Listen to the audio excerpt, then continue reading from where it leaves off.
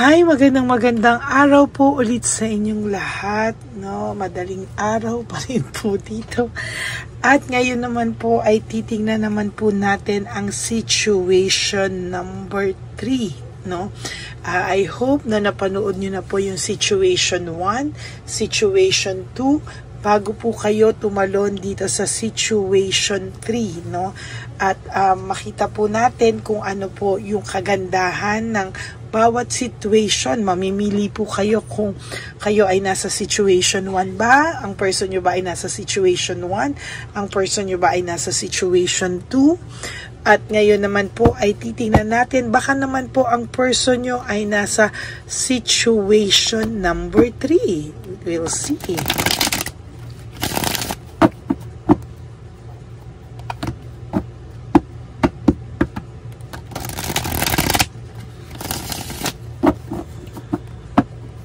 Ano po kaya ang makikita natin sa situation number 3?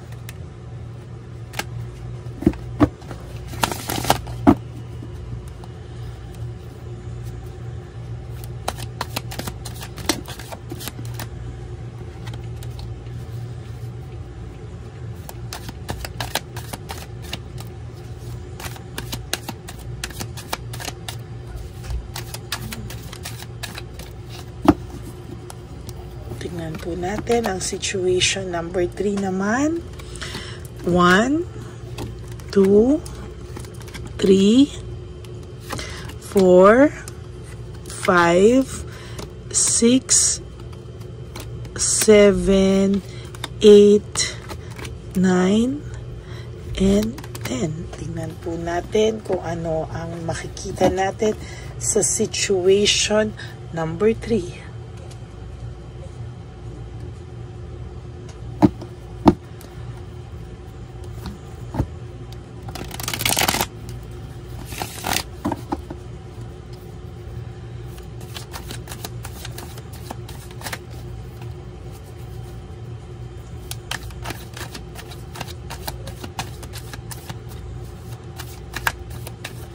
Yan, makikita nyo po talagang balasado po ang ating mga baraha, no? Para makita nyo po na talagang hindi po ito coincidence lang, no, na nabunot natin dahil hindi na balasang mabuti. Talagang kitang-kita nyo po na talagang binabalasa ko. Yan, panoorin nyo po lahat, no? At para makita nyo po na talagang binalasa po natin ang ating mga baraha. Okay?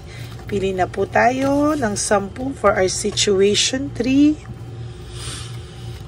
1, 2, 3, 4, 5, 6, 7, 8, 9, and 10.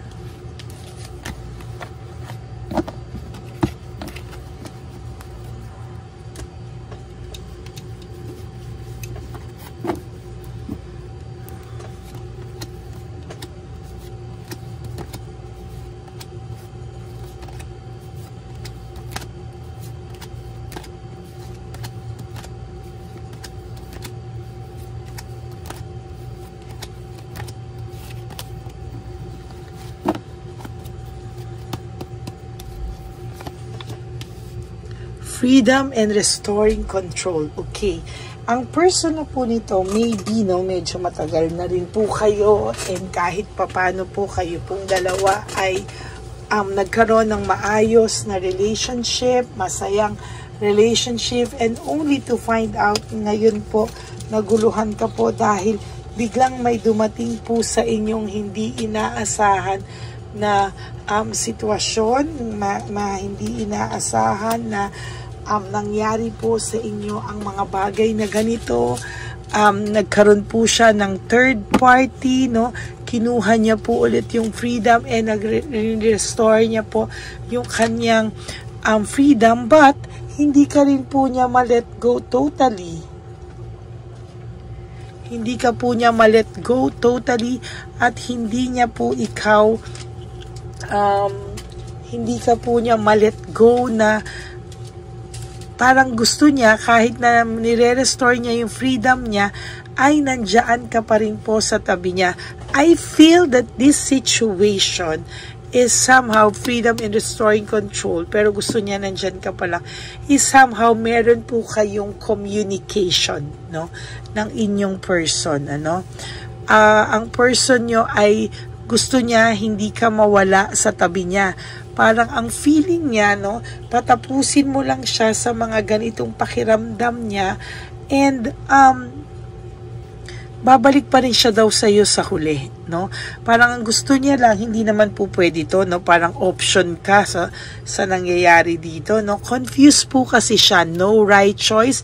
Very confused po ang person nyo, and as a matter of fact, hindi niya po alam ano ba talaga daw ang gusto niya.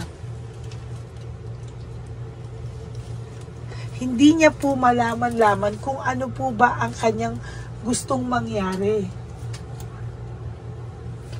Hindi niya po alam kung ano daw ba, no? Kung let go, hold on, let go, hold on, hold or let go. Hindi niya po alam, no?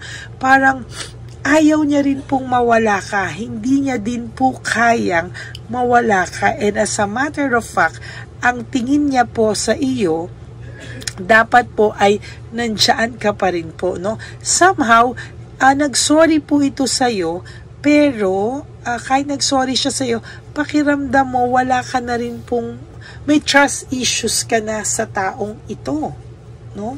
Ang pakiramdam mo po sa kanya ay hindi mo na po alam kung ano ba talaga, no? Kung nagsisinungaling siya dahil gusto kanyang i-hold, nagsisinungaling ba siya o nagsasabi ba siya ng totoo? Wala ka na pong, medyo naapektuhan na po yung tiwala mo dito sa taong to. There is this trust issues na hindi mo po talaga,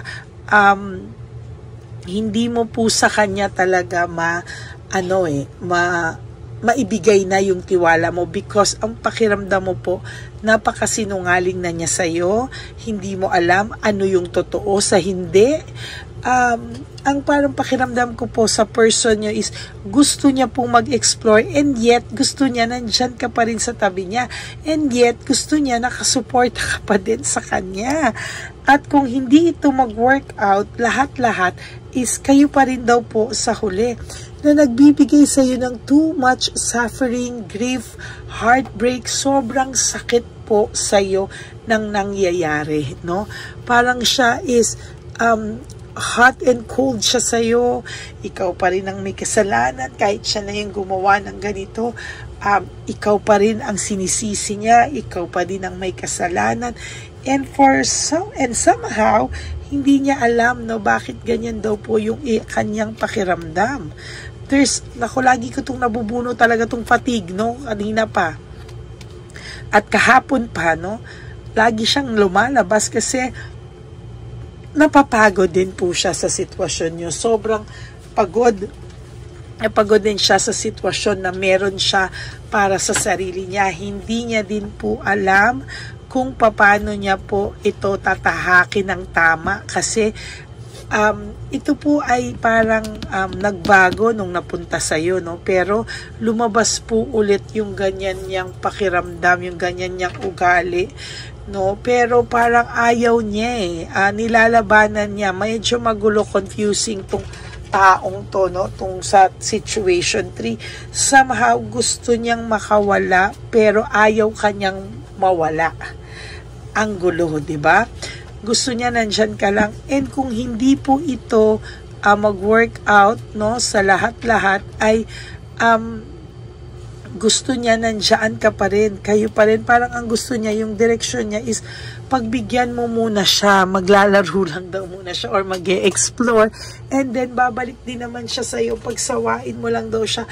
This is very disgusting, no, tong sitwasyon na to, no. Hindi niya maintindihan yung kanyang sarili, ano yung gusto niya. At the same time, ingat na ingat din siyang mawala ka, no. Talagang hinuhold pa kanya, ay sigurista siya, ayaw po niya na mawala ka din sa kanya. At the same time, ay hindi rin naman po siya makapagseryoso sa'yo, no? Hindi rin niya po kayang magseryoso na sa ngayon, pero hino-hold ka po niya. Ang kailangan mo rin gawin dito is to let go also, no? Mag-disconnect ka. You disconnect from this person. Kasi hanggang hindi ka nagdi-disconnect sa person na ito, hindi niya po marirealize yung pagkawala mo. Maniwala ka sa akin, no? As long as nagpapadala ka sa kanyang hot and cold, nagpapadala ka sa kanyang mga kaswitan, no, kahit na nagawa niya na sa ito, mahihirapan ka po, no? Talagang magkakaroon lagi ng dissatisfaction and lack of inner joy. Why? Kasi hindi niya mabibigay sa yung 100% na attention, pagmamahal, suporta na gusto mo. As long as hindi ka nagdi-disconnect from this person, hindi niya nararamdaman na this time seryoso ka, kung ikaw, kung merong iba, doon na siya. As long na feeling niya pumapayag ka sa ganyang klaseng sitwasyon, sinasabi ko po sa'yo, hindi po kayo magiging okay, and he or she will never choose you alone, no? Kailangan mo pong bigyan ito ng taning, no, ng ultimatum, no, or ultimatum, no? Kailangan mo po siyang bigyan ng ganyan dahil hindi po ito talaga totally matututo. Kailangan niya pong maramdaman yung pagkawala mo, stress, burnout, restlessness. Kailangan niyang maramdaman yan lahat na ganyan ang pakiramdam niya pag mawawala ka na ng tuluyan sa kanya. As long as hindi mo po maramdaman, hindi niya po maramdaman na ganyan ka, wala pong mangyayari, no? You will always be frustrated, no? Sa takbo ng sitwasyon na meron kayo. You will always feel na, ano ba to? Option ba ako? As long as you tolerate that situation, hindi ka umaalis, and sinasagot mo pa rin siya, kinakausap mo pa rin siya, kahit papano hindi niya nararamdaman yung pagkawala mo, I tell you, ikaw ang nagtotolerate niyan sa sarili mo. No? There is this resentment and desire to reconcile, forgiveness. Pag naramdaman niya na nagpo-pull out ka na umaalis ka na sa kanya, siya po mismo ang makakaramdam ng resentment and desire to reconcile with you. Pakabahin mo ito, no? Hindi yung, nandyan lang naman siya, kayang-kaya ko naman na i-win back siya. Kayang-kaya kanyang i-win back kasi konting gawa niya lang sa'yo ng something na tatouch ka na, wala pong mangyayari sa'yo. I tell you, talo ka po dito, no? You will always, napaka-selfish nitong taong to, you will always feel insecure pag tinolerate mo po yan, no? You have to make a decision na ayusin nyo na or hindi, no? Kung hindi, bye-bye American Pie. Kasi kung pagpapatuloy mo po na ganyan, ako na po nagsasabi sa iyo, wala po kayong pupuntahan. You will always end up hurting yourself. At darating po yung araw na magagalit ka na rin sa sarili mo, magagalit ka sa kanya, magagalit ka sa sarili mo. Kaya dapat ngayon pa lang po, you have to have your willpower and desire and inspiration para malabanan yung ganito ng tukso, no? Kailangan stop all communication. Huwag ka pong matakot na stop, baka lalo siyang mawala sa akin. Lalo po siyang mawawala sa ginagawa mo kung pagpapatuloy mo po yung ganyang klaseng kung yung ganyang klaseng style mo na pumapayag ka po na dalawa kayo. Oo, hindi ka nga pumapayag na dalawa kayo, pero hanggang kinakausap mo siya knowing na meron pa siyang kinakausap na iba, sorry na lang po, hindi mo po ini-help yung sarili mo. Nagiging greedy na siya and you are tolerating that, no? Tinotolerate mo po yan, kaya lalo ka pong mahihirapan, ano? Mixed emotions po ang mararamdaman yung pareho, no? Wala pong mananalo sa inyo sa huli. Mas matatalo ka lang po sa laban na ito if you still tolerate this kind of action from him or from her. Kailangan matuto ka pong kumawala, no? Kasi walang direksyon yung ganyang klase, panay conflict lang po ang mangyayari sa iyo. You two will end up hurting each other more, sa process po ng ganyan yung samahan, no? Ayan po, there's always deception, insecure tactics and strategy. Marami po siyang tactics and strategy para ma-win back ka lang po, and totally hindi po maayos hindi nyo po maaayos ng sobra yung inyong sitwasyon hanggang hindi nyo po yan binibigyan ng desisyon, no? Or matinding desisyon sa buhay mo. Very unstable yung pakiramdam nyo ngayon. There's hindi po maayos, no, yung samahan na mabubuo nyo if hindi nyo ito didesisyonan sa ngayon. Kailangan mong mag-stand sa anuman ang paninindigan mo na ayaw mo na, tama na. You will always end up jealousy, insecure sa sarili mo hanggang ganito po ang iyong sitwasyon, no? Kailangan mo pong panindigan na hindi po palaging dapat ganyan, no? Kailangan po wag kang magpamanipulate, no? Yung kahinaan mo, alam na alam niya, no? Talaga pong sinasabi ko sa iyo, hindi ka po maaayos hanggang hindi mo po, there are always difficulties, doubts, and lack of satisfaction sa sitwasyon mo. You will never ever be happy, no? Lagi ka pong mai-insecure, magkakaroon ng kahinaan, at ikaw din po yun nga ang magkakaroon ng sadness, depression, negativity hanggang tinotolerate mo po yan. And for your last card, you have to leave everything behind, walk away, no? Disconnect, no? Hanggang hindi ka po nagdi-disconnect, mahihirapan ka po at magpapatuloy po na ganyan ang sitwasyon mo. Okay, so that is your situation 3.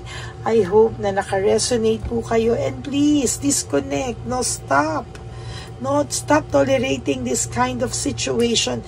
You have to let your partner know, or let that person know your value and your worth. Kasi kung tinotolerate mo po yan, ikaw mismo ang hindi nagpapakita ng value at worth mo. And he or she will never ever respect you the way you deserve yung respect and yung value and worth mo. Okay? So, yan po ang situation 3. I hope na naka-resonate kayo. And if you do, can you give me a like and comment down below? At sana po ay paki-like naman po bawat isa sa inyo na nanonood ng ating channel. Baka naman po pwedeng paki-like din, at lambing ko po yan sa inyo. And for those of you who would like to have a private reading with me, you can message me po at Lady Lee Elena. That's LADYLY Elena. Nasa dulo po yan ng ating video. Diyan nyo lang po ako makokontak. That's my only official and legit FB account. Ayan, maraming salamat po. And for those of you who would like to give me a super thanks for this video, I would really love and enjoy that from the bottom of my heart. Maraming salamat po sa inyong lahat. At sana po ay may natutunan kayo sa araw na ito, no? I really wish nakatulong po ako sa inyo sa mga situations na binigay ko sa inyo. And maraming pong salamat. And hirap po akong mag-upload, so lalabas pa po ako mamaya para ma-upload ko po ito ng sabay-sabay, so I can give the situation sa inyo ng sabay-sabay. Okay? Sana po ay napanood nyo yung situation 1, 2, and 3. Yan, bago po kayo tumakbo dito sa situation 3, I hope na panood nyo situation 1 and 2. So, maraming salamat po. And to all my Lady Elena, solid and ever loyal family, love you all from the bottom of my heart. At ang lagi ko pong payo sa inyo is just to live one day at a time. Kaya nyo po yan. Huwag po kayong panghinaan ng loob. And sabi ko nga po sa inyo, life is too short, no? Don't make it shorter by stressing yourself from all the pains and the heartaches na binigay sa inyo ng kahapon. Just surrender everything to the divine universe and just let go and let God write your life and love story. I will be back po for another set of reading. Huwag po kayong malulungkot.